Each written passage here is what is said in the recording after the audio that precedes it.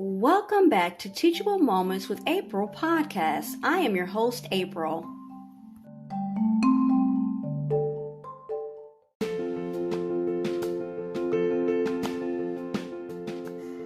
Inspire, host, create, explore endless new possibilities, next level broadcasting.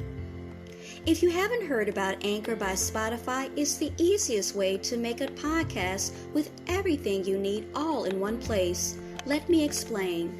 Anchor has tools that allow you to record and edit your podcast right from your phone or computer. When hosting on Anchor, you can distribute your podcast on listening platforms like Spotify, Apple Podcasts, and so many more. It's everything you need to make a podcast in one place. And best of all, Anchor is totally free. Download the Anchor app or go to Anchor FM to get started.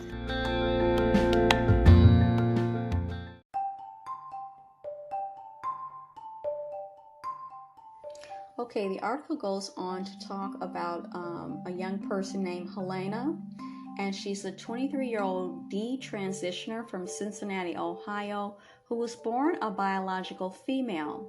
First felt gender dysphoric at age 14. She says Tumblr sites filled with transgender activist content spurred on her transition. So she felt that it was saturated in with all of this, propaganda and of transgender activism. And she feels that is what heavily influenced her. Okay, so she goes on to be quoted as saying, I was going through a period where I was just really isolated at school, so I turned to the internet. This is not uncommon. Okay. She recalled, in her real life, Helena had a falling out with friends at school. Online, however, she found a community that welcomed her. So everyone, it's a human need to belong and to be understood and to be accepted. My dysphoria was definitely triggered by this online community. I never thought about my gender or had a problem with being a girl before going on Tumblr. Okay, so like with all things, when we talked about in past Wellness Wednesdays and recently about young people and how they are influenced for good. There's a lot of great things about social media. I'm not against it, but there's also, like with all things, you have good things and you have bad things, and then you have positive and you have negative, and you have to acknowledge the good, but you also have to acknowledge the bad, okay, and the things and how vulnerable our young people are. She said she felt political pressure. Look at that, political pressure to transition too. The community was very social justice-y. There was a lot of negativity around being a psi. Okay, now I've come across this word before, cisgender, psi. Okay, heterosexual white girl, and I took those messages really, really personally. So there was a lot being said about heterosexual, in her case, being heterosexual and being a white girl. Okay, now Chloe Cole, a 17-year-old student in California, had a similar experience when she joined Instagram at 11.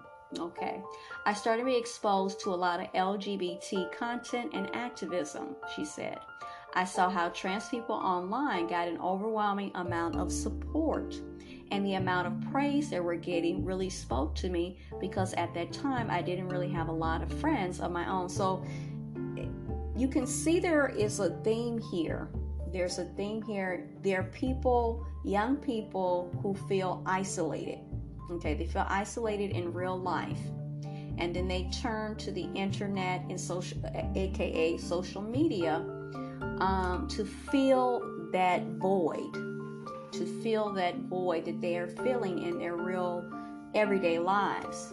And then that's where the vulnerability is, and then they fill it with certain things that they later I'm just going by what they're saying, are regretting.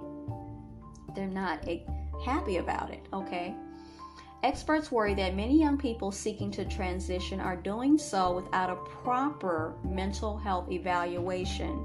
Among them is Dr. Erica Anderson, a clinical psychologist specializing in gender, sexuality, and identity.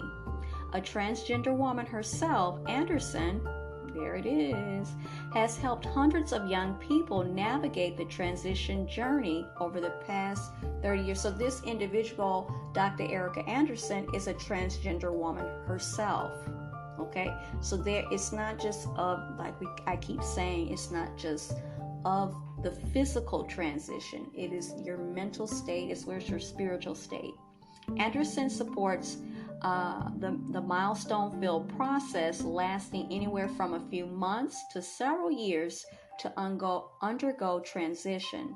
Today, however, she worried that some young people are being medicalized without the proper restraint or oversight.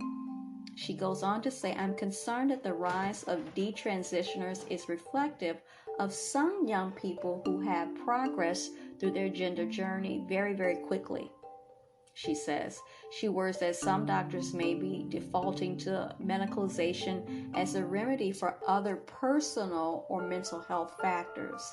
When other issues important to a child are not fully addressed before their transition, then medical professionals are failing the children they service.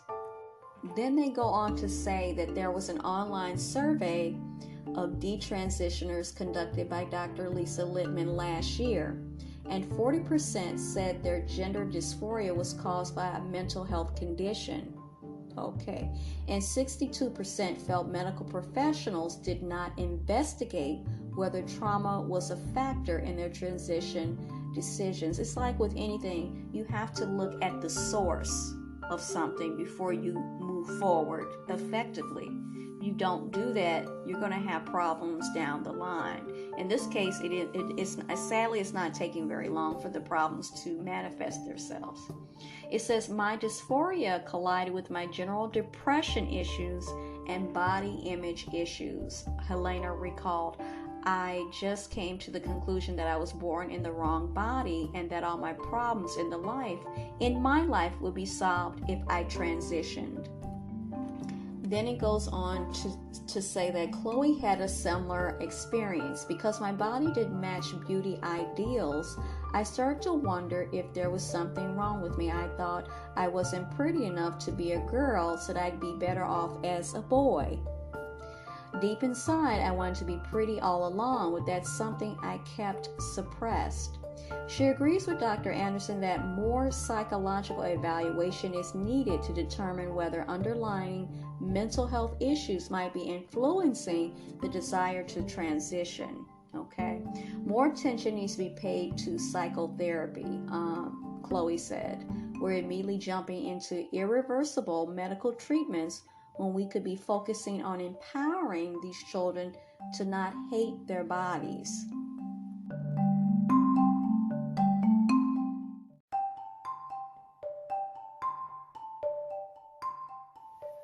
I hope you enjoyed today's episode. Thanks for listening to Teachable Moments with April.